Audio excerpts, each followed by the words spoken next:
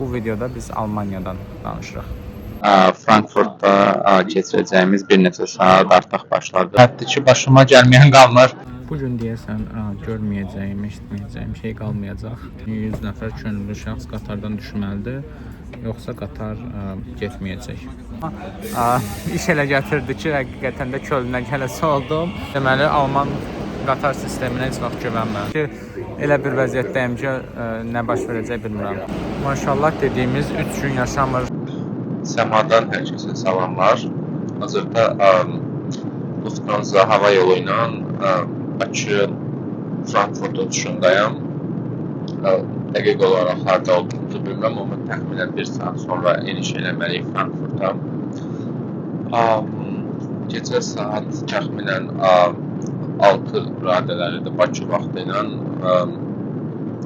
Həyatımın artıq demək olar ki, ümumi olaraq uçuş 5 saat idi və mən 4 saat artıq geridə qalıb və bu 4 saatda həyatımın yəqin ki, ən yaxşı uçuşunu həyata keçirdim. Çünki indi birazdan göstərəcəm deyə.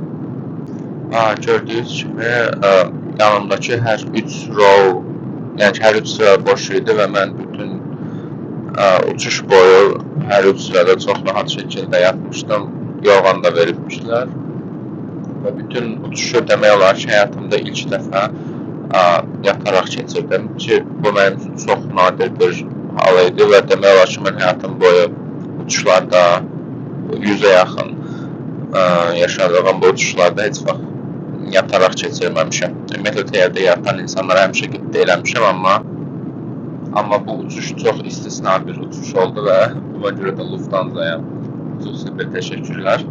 Onu da deyim ki, əslində qalsa mənim yanımda 2 nəfər də var idi. Sadəcə ümumiyyətlə isə təyyarə özü çox boşdur.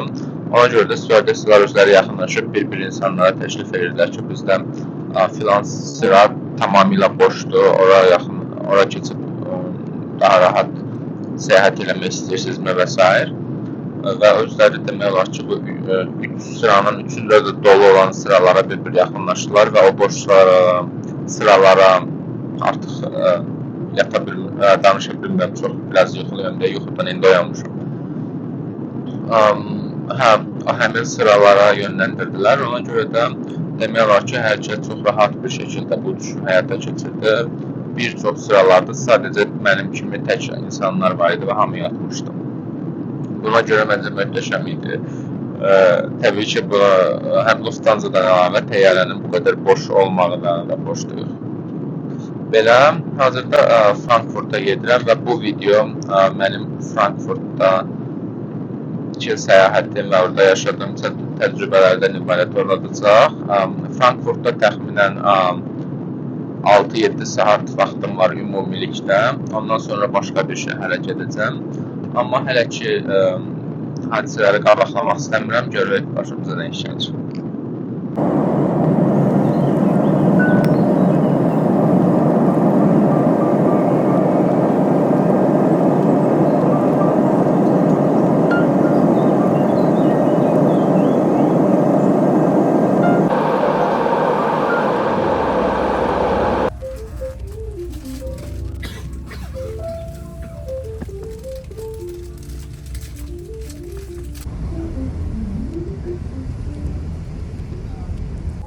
Hazırda Qatardayam, aeroportdan mindim və şəhər mərkəzinə doğru gedirəm. Qatar bileti təxminən 7 evro civarındaydı.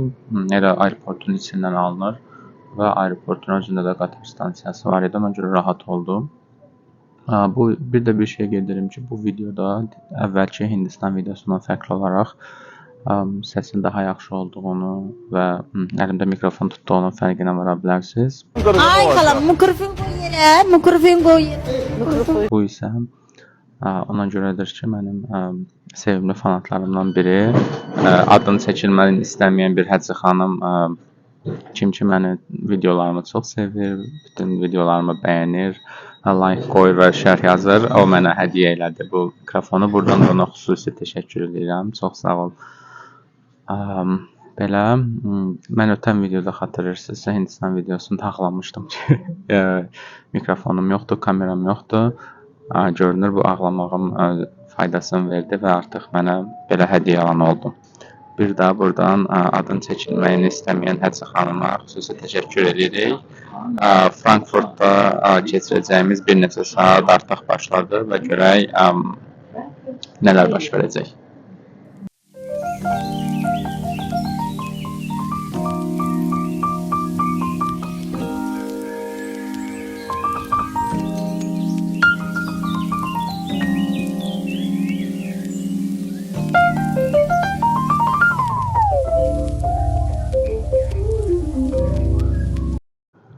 Hazırda Frankfurtun mərkəzi meydanındayam.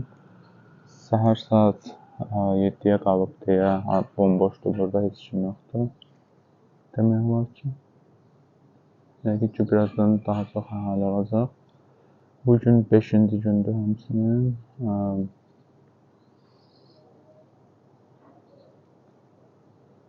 Özümdə əvvəldən qeyd etdiyim bir neçə məkandan biridir bura. Biraz içəriyə doğru gedəcəm. Hazırda çamadanla birlikdə səyahət edirəm. Əslində ChatGPT-nin verdiyi məsləhətə görə yaxşı olardı ki, mən çamadanı birinci gedim aeroportdan qatar stansiyasına və çamadanı orada qoyum. Bu isə möhtəşəm Frankfurt katedralının müəyyən bir hissəsidir. İndi birazdan onun da yanına gedəcəyik. Belə, ChatGPT-nin məsləhətinə görə yaxşı olardı ki, mən qatar stansiyasına ilk öncə gedim və çamadanımı orada qoyum. Daha sonra şəhərə çıxıb, sadəcə orada ödənişlidir təbii ki. Və kifayət qədər baha idi, ona görə də mən təbii ki, şəhəri çamadanla gəzməyi seçdim. 23 may səhər saat 7 cümə günü və Frankfurt katedralı belə bir əzəmətli görünüşü ilə bizi salamlayır.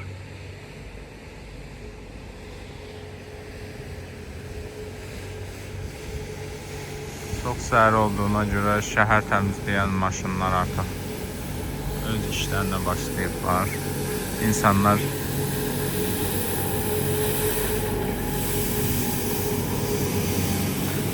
gördüyünüz kimi Frankfurtu və mənə elə gəlir ki, bütün Almaniyada belədir. Küçəni insanlar yox, maşınlar təmizləyir. Maşınları isə insanlar idarə edir.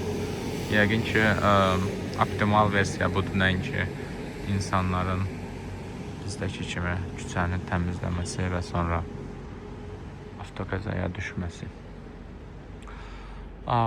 Belə, hələ ki gördüyünüz kimi boşluqdur ətrafda, bir İnnecinli yoxdur. Bir-iki dənə velosiped sürən insandan savayı. Frankfurt gəzintimiz davam edir. Hazırda Iron Bridge-dəyəm. Yəni, belə deyək, tərcüməsi ilə dəmir körpü. Buranın ən məşhur yerlərindən biridir Frankfurtun. Gözəl mənzərəsi var.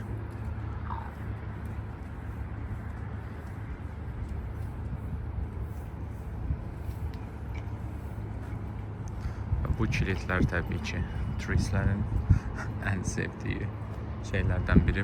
Belə bir kilitlər alıb körpülərə bağlamaqdır.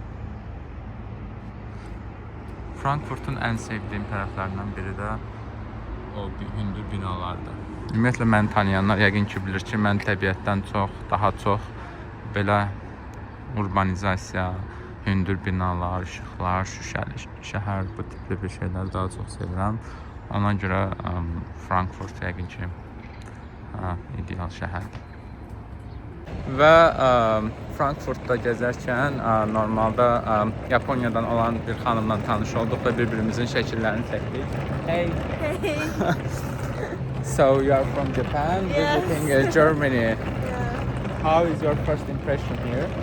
Oh, I like the city. It's so sunny today and nice. And I met you to take photos. Yeah, we met to take our photos and we decided to discover the city together. Yeah, it's good to have these people while you visit to take a lot of pictures, you know. Hazırda bazara gəlmişik. Almanyada açıq bazarlardan biridir. Fərqli şeylər satırlar.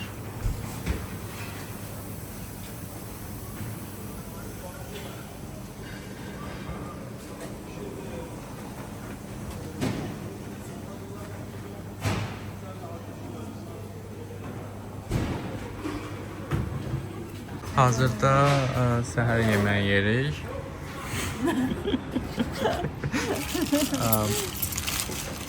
Do you want to eat bread with sausage or separately? I'm gonna try if it's sweet or not. Like, Okay. I don't check. Yəni, belə bir çörək də almışıq, sosiska ilə yeməyə, amma böyük bir çörəkdir. O isə başqa bir çörək almış. Yeah, try and...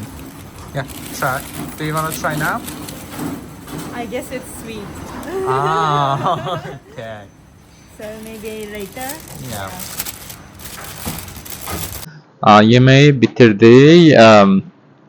Əslində sosiska və çörəyə obşi 3 evro vermişdik. Bizim pulun təxminən 5 manat eləyir. Mən bəyəndim, çox dadlıydı.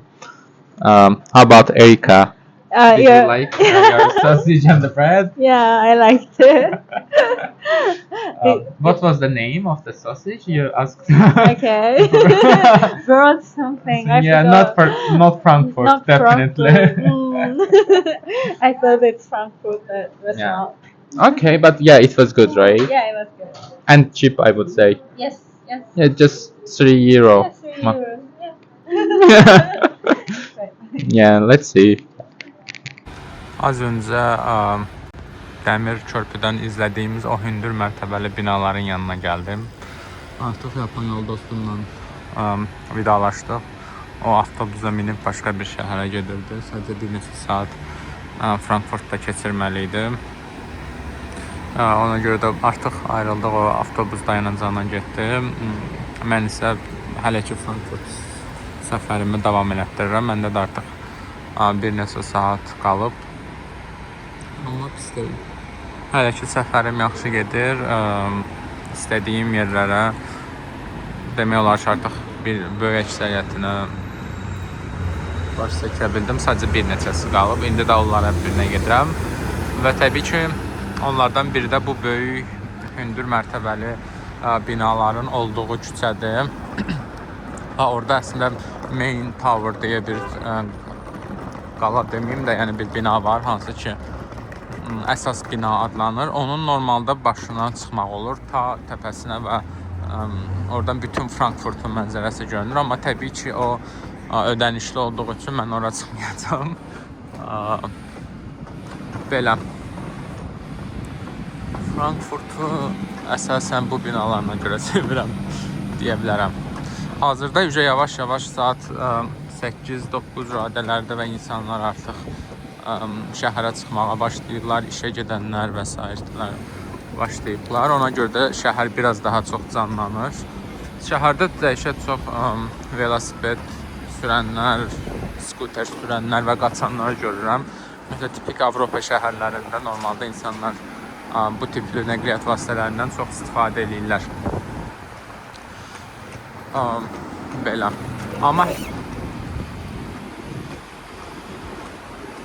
Amma ümumilikdə desəm, şəhər özü hələ də tam çox insanlar yoxdur şəhərdə. İndi nəzərə alaq ki, bugün 5-ci gün iş günüdür və səhər çox tezdir, saat baxımından, ona görə də bu başa düşüləndə. Və bu binalar sadəcə xəyal kimi görsənir. Doğrudan da bilmirəm. Bəlkə də kim üçünsə bu başa düşməyə bilər, bunu qəribə gələ bilər, amma mən doğrudan da bu qədər hündür binaları falan dəhşət çox sevirəm. Bilmirəm niyə. Sadəcə mənim ən sevimli və görmək istədiyim, bir şəhərdə görmək istədiyim yerlər məhz bu tipli hündür binalar da möhtəşəmdirlər. Sadəcə möhtəşəmdirlər. Bilmirəm, bəlkə də uşaq vaxtı özümə həmişə xəyal edirdim ki, belə bir hündür mərtəbəli binalarda bir yaşam, həyat tərzi özümə arzulayırdım.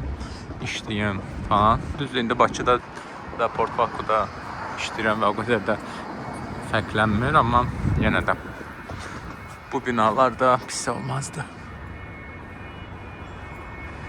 Yəni o qədər hündürdülər ki, hazırda boynum qırılacaq qədərdir. Yəni bəlkə də videodan o qədər də hiss olunmur nə qədər böyük və əzəmətli olduqları. Amma doğrudan da çox hündürdülər. Yəni başımı təkcə qaldırmaq və tam təpəsini görmək üçün boynum az qalsın qırılacaq, o qədər hündürdür.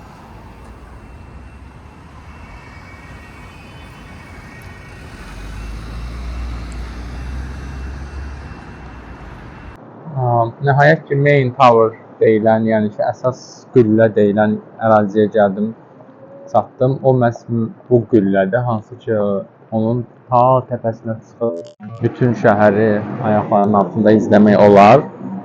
Təbii ki, ödənişlidir. Ümumiyyətlə, Frankfurt Almaniyanın, hətta deyərdim mən ki, Almaniyanın bütün Avropanın maliyyə mərkəzindən biridir. Ona görə bura sırf belə öz atmosferinə görə tanınır, seçilir.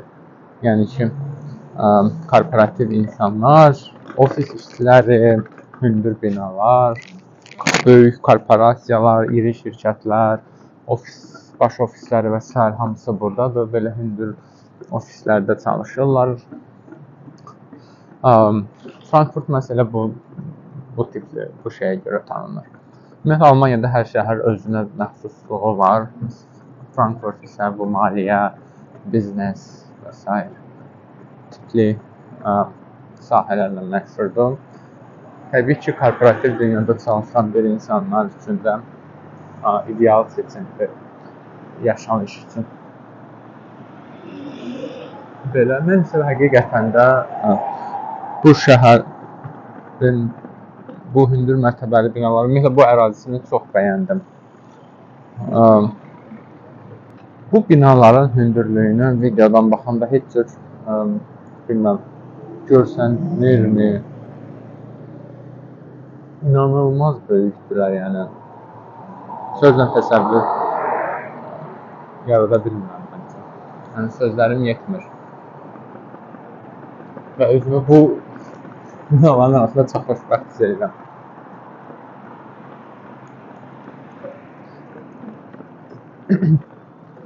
Belə, şəhərdə çoxlu kostyumlu insanlar görmək olur. Bu da bayaq dediyim səbəbdən dolayı. Hamısı korporasiyalarda işləyən ofis işçiləridir. Belə deyək də, ağ adamdılar. Rasist səslənsə də hamısı bütün Avropanın maliyyə işlərinə baxan beləcə. Bunlar isə deyəsən turistlər. Yəqin ki, hansısa iş görüşməsinə gəliblər.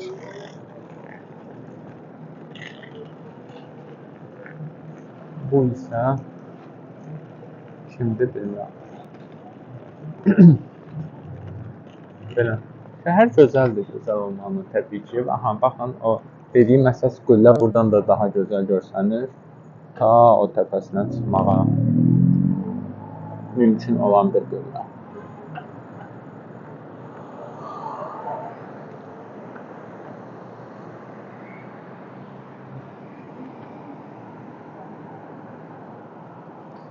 Hava günəşli görünsə də əslində kifayət qədər soyuqdur, onu da deyim.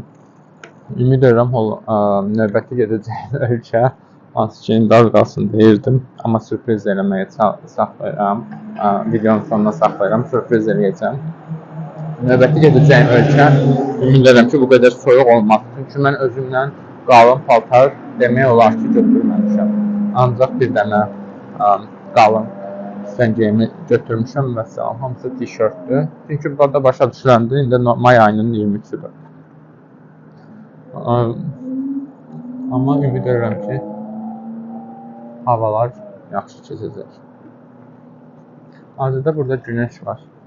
Amma günəş olmağına baxmayaraq hava kifayət qədər soyuq keçir. Soyuqdur.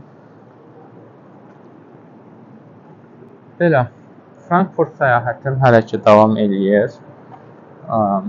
İndi 2 dənə yer qalıb, bilmirəm, ora gedəcəm. yoxsa hara gedəcəm.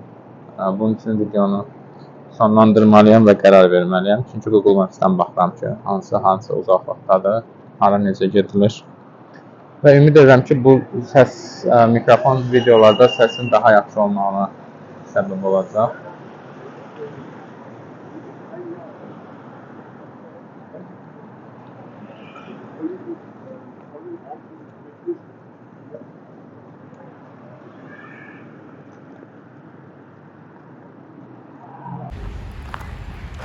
Başqa bir qeyd eləmək istədiyim məqam isə ümumiyyətlə bu Avropada getdiyim böyük şəhərlərin hamısına aiddir.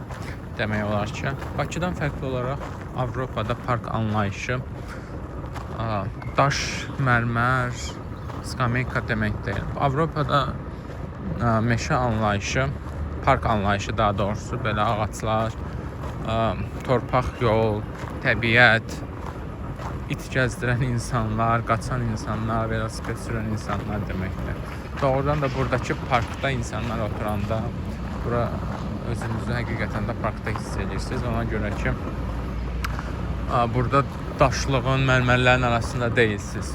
Burada həqiqətən də təbiətin, torpağın, qumun, meşənin, ağacın, otun, çolun, çosun içindəsiniz. Və bu məncə park anlayışı həqiqətən də belə olmalıdır. Bizdəki kimi park deyəndə ancaq mərmər yada düşməməlidir, kafer yada düşməməlidir.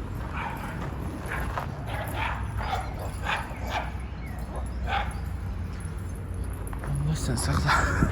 Bəlkə itlər də yaman həyasızdılar. Belə, bunu da demək istirdim ki, həqiqətən də Avropa parkları ki, mən bunu Litvada, Polşada və s. ekstrem gözəl böyük parklarda olmuşam. Həqiqətən də özünüzü meşədə hiss elətdirməyə səbəb olur. Əslində bu park özü ətrafına baxsaz, baxın belə hündür, mərtəbəli bir binaların arasında yerləşir. Və bu o deməkdir ki, yəni şəhərin düz mərkəzinin içində belə bir yaşıllığı qoruyub saxlaya bilirlər. O dəqiqə parkı mərmərləməyiblər. Yer torpaqdır, daşdır, ağaclar. Suni şəkildə görüntü üçün yaranmış ağaclar olmadığı hiss olunur. İllərin burada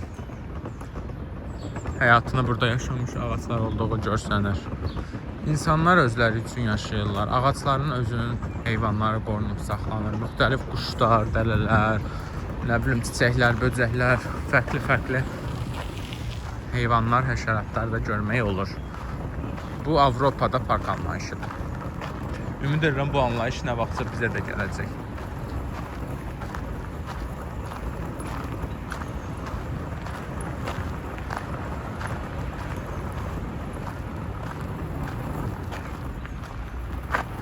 O bayaq hürən it bundan çıxardı o səs. Ayağını da birini yaxşı yeriyə qoya bilmir. Frankfurt macəramız davam edir. Hazırda bir parka gəlmişəm. Bu parka gəlmək üçün 30 dəqiqə vaxt sərf elədim. Amma əmin deyiləm buna dəyərdir yoxsa yox. Ümumilikdə yaxşı bir parkdır. Bayaq əslində parklar haqqında danışanda demişdim. Buradakı parklar bizim parklardan fərqlənir.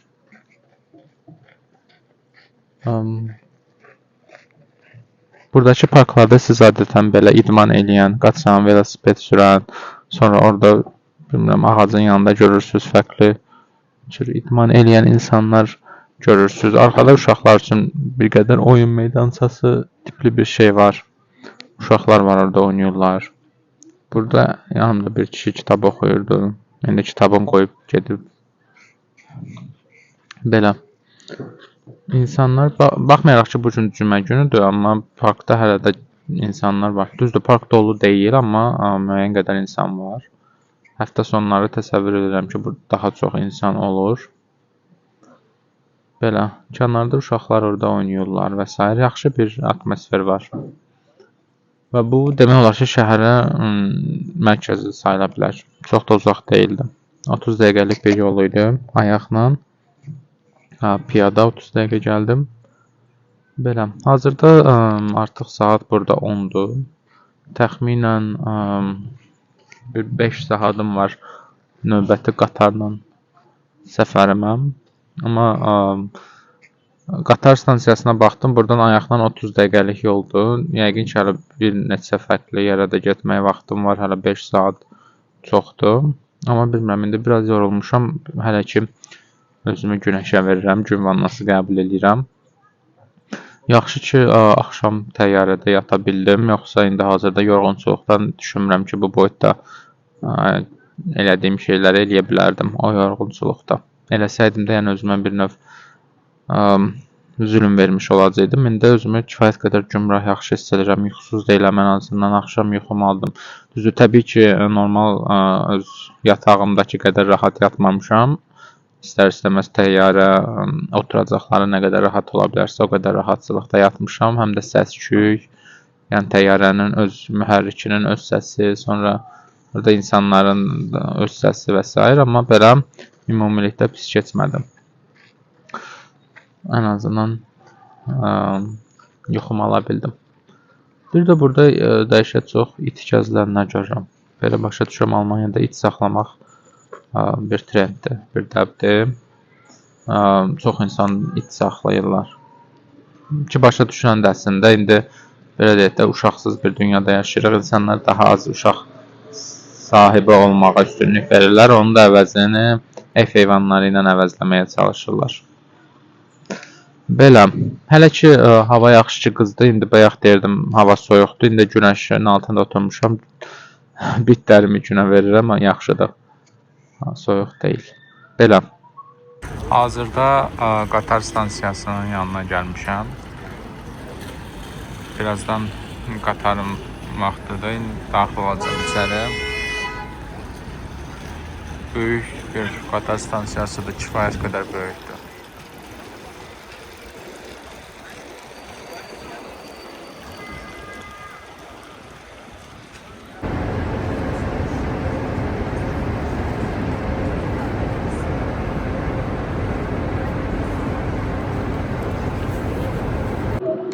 Çox maraqlıdır. Son səyahətlərimdə artıq bir neçə səyahətdir ki, başıma gəlməyən qalmır. İndi də Frankfurt, Amsterdam qatarı ləğv olundu. Hazırda bu boyutda insan burada da bilmirik nə edəcək. Məlumat verdilər ki, hələ ki gözlüyün bilmirik. Özləri də bilmirlər nə olacaq. Əslində növbəti qatar göstərir. 16-15-dən heç bilmirlər o qatar da gələcək yoxsa yox. Ona görə hələ ki gözləyirik. Belə. Buradan da məlum olduğu kimi mənim növbəti şəhərim Amsterdam idi və mən Frankfurtdan Amsterdama gedib xoşbəxt olacaqdım. Ola bilmirəm hələ ki. Gözləyirik. Belə. Yəqin ki yaxşı olar. Maşallah dediyimiz 3 gün yaşamır məsələ burada öz yerini tutdu. Deməli, Alman qatar sisteminə heç vaxt güvənmə demişdilər, haqlıymışlar. Dedilər ki, Frankfurt, Amsterdam qatarı ləğv olunduğuna görə Frankfurtdan Kölnə getməliyəm indi, o qatara minməliyəm və Kölndə düşüb Köln Amsterdam olmalıdır. Ümid edirəm ki, olacaq. Artıq bu andan etibarən nəyin olub olmayacağına qərar verə bilmirəm. Belə, hazırda Kölnə gedən qatarı gözləyirəm. Ümumilikdə bilmirəm nə qədər gecikməyə səbəb olacaq bu. Hazırda indi Amsterdama getməyim o qədər də, yəni necəsə bir fərq edirəm. Məni ən çox qorxudur. Mən qaydanda ümid edirəm belə gecikmə olmayacaq. Çünki mən qaydanda Amsterdam, Frankfurt qatarla qayıdıb, Frankfurtdan isə Frankfurt-Bakı Lufthansa ilə uçuşum var. Çox narahatam ki, Amsterdam, Frankfurt qatarında da belə gecikmələr olsa, mən uçuşu buraxmalı olacağam. Ümid edirəm ki, belə bir şey baş verməyəcək. Görək. Bu 3 həftə bu haqda düşünmək istəmirəm. Belə görək nə baş verir. Bütün insanlar hazırda Amsterdam qatarındakı bütün insanlar da gözləyir, mənim vəziyyətimdədirlər. Məsələ odur ki, indi bu Köln qatarının öz sərnişinləri də var. İndi bu Amsterdam qatarını da bura qatdılar falan. Qatar necə daşıyacaq bizi? Yerimiz yoxdur, ümumiyyətlə ayaq üstə mi getməliyik? Nə qədər yol gedəcəyik, heç bir fikrim yoxdur. Beləcə, yəni çoxlu suallar var hazırda, amma cavab verən yoxdur. Məsələ də buradadır. Amma yenə də ümidimizi üzmürük. Bütün təcrübələr özü həyatda nələrsə öyrədir bizə. Bu təcrübədən isə hazırda öyrəndiyim şey Alman qatar sisteminə heç vaxt etibar eləməməkdir. Belə gözləyək. Kim demişdi ki, səyahət həmişə əyləncəli və maraqlı olur. Düzdür, bəlkə də elə bu başımıza gələnlər özü bir əyləncənin bir parçasıdır, amma hazırda Köln şəhərindəyəm. Heç planımda olmayan bir yerdir və buradan isə Duisburg şəhərinə gedirəm. Bu da Almaniyanın başqa bir şəhəridir. Bu da heç vaxt ağlımdan belə keçməzdi. Oradan isə Amsterdama gedəcəm. Çünki Frankfurt-Amsterdam qatarı ləğv olunduğuna görə Frankfurtdan bizi Kölnə yönləndirdilər. Kölndən isə Duisburg'a, indi Köln şəhərindəyəm. Bir şey xatırladım ki, mən bura gəlmədən öncə araşdırırdım ki, Amsterdamdan yaxın hansı şəhərlərə gedə bilərəm. Alman şəhərləri çıxmışdı. Köln də var idi onların arasında və araşdırdım. Açıqda Köln çox qəşəng bir şəhər idi. Sadəcə qərar verdim ki, yox, getməyim Köln şəhərinə. Elə Amsterdamı kəşf eləyərəm. Amsterdam, Hollandiyada olduğum 3 həftə boyunca, amma iş elə gətirdi ki, həqiqətən də Kölnə gələsi oldum. Deyəsən, kainata mesaj ötürəndə bəzən istədiyimiz mesajlar alınmasa da, bəzən heç özümüz də bilmədən mesajlar ötürə bilirik və onlar həyata keçə bilir. Beləcə, hazırda Köln qatarın vağzalındayam. Saat artıq 6-dır axşam, buranın yerli vaxtla. Buradan dediyim kimi Duisburg şəhərinə, oradan da İnşallah artıq indiki elə bir vəziyyətdəyim ki, nə baş verəcək bilmirəm. Oradan da Amsterdama yəqin ki, görək. Bugün Amsterdamdan isə hələ Lunterinə də getməliyəm, amma bu artıq bu videonun mövzusu deyil. Bu video sırf Almanya təcrübəmə həsr olunur deyə. Əsas Amsterdama çatana qədər də bu video. Bundan sonra artıq Amsterdam macəram başlayacaq. O isə növbəti videoda olacaq. Amsterdama niyə gedirəm? Ümumiyyətlə Hollandiyada nə işim var? Xərclərimi kim qarşılayacaq? Və s. və axır bütün suallar növbəti videoda olacaq. Bu videoda biz Almaniyadan danışırıq. Yaxşı başlamışdı Almaniya səfərim. Gecə rahat yatmışdım uçuş olaraq. Sonra gəldim, yaxşı şəhəri Frankfurtu kəşf eləyə bildim və s. və axır. Sən saydığına say, gör fələk nə sayır. Okey. Növbəti dəfə ümid edirəm ki, artıq Duisburg şəhərindən videonu davam elətdirəcəm. Sağ-salamat. Köln regional vağzalından bir daha salamlar. Planlar dəyişdi. Deməli, bayaqçı videoda məndəki məlumat oydu ki, mən Kölndən Düsseldorf'da nəsə belə bir şəhərə getməliydim. Oradan Amsterdama. Amma sonra o mənə verdikləri yeni biletdə gördüm ki, oradan qatarlar arasında çox az məsafə var. Mən təzədən informasiya bürosuna da belə deyək, yaxınlaşdım, dedim ki, bəs çatmasam necə olacaq? O isə dedi ki, yeni bilet verdi mənə əslində ki, yeni necə olmalıdır. Deməli, mən bayaqları Köln vağzalındaydım, amma o vağzal Almanya daxili qatarlar üçün idi. Oradan Kölnün beynəlxalq vağzalına yönləndirildim. İndi qatarla ora gəldim, hazırda oradayam. Və buradan təxminən bir 40 dəqiqə sonra, əgər gecikmə falan olmasa, Amsterdama gedən qatara minəcəm. Görək necə olacaq. Hazırda Kölnün əsas beynəlxalq qatar vağzalındayam. Gözləyirəm. Bu gün deyəsən görməyəcəyim, eşitməyəcəyim şey qalmayacaq. Hazırda Frankfurt Amsterdam qatarındayam. Qatar gəlib və minmişəm. Sadəcə elan elədilər ki, bəs hazırda qatarda dəhşət çox adam var və qatardan 100 nəfər adam azalmayana qədər qatar hərəkət eləməyəcək. Bu o deməkdir ki, yəni 100 nəfər könüllü şəxs qatardan düşməlidir, yoxsa qatar getməyəcək. Dəhşətdir. Belə bir şey birinci dəfə eşidirəm həyatımda və nə olacaq onu da bilmirəm. Çünki çox sevindim ki, nəhayət ki, Amsterdam qatarı gəldi, mən Amsterdama gedə biləcəm, amma hələ ki gedə bilmirəm və qatar dayanıb. Hərəkət eləmək istəmir insanlar düşməyənə qədər. Bilmirəm, o 100 nəfər qəhrəman kim olacaq, amma dəqiq mən olmayacam. Belə.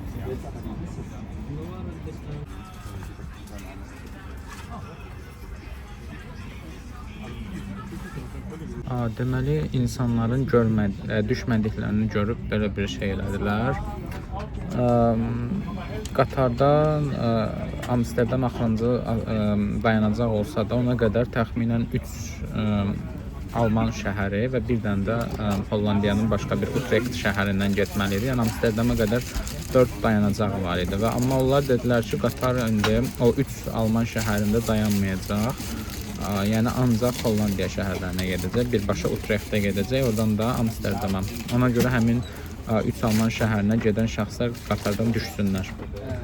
Ümid edirəm bu işə yarayacaq. Əslində bu mənim də işimə yarayar. Ona görə ki, yəqin ki daha sürətli olar bu halda. Biraz daha tez çataram. Amma hələ ki heç bir fikrim yoxdur və bir də ən azından mən Amsterdama getdiyimə görə qatarda qalası oldum.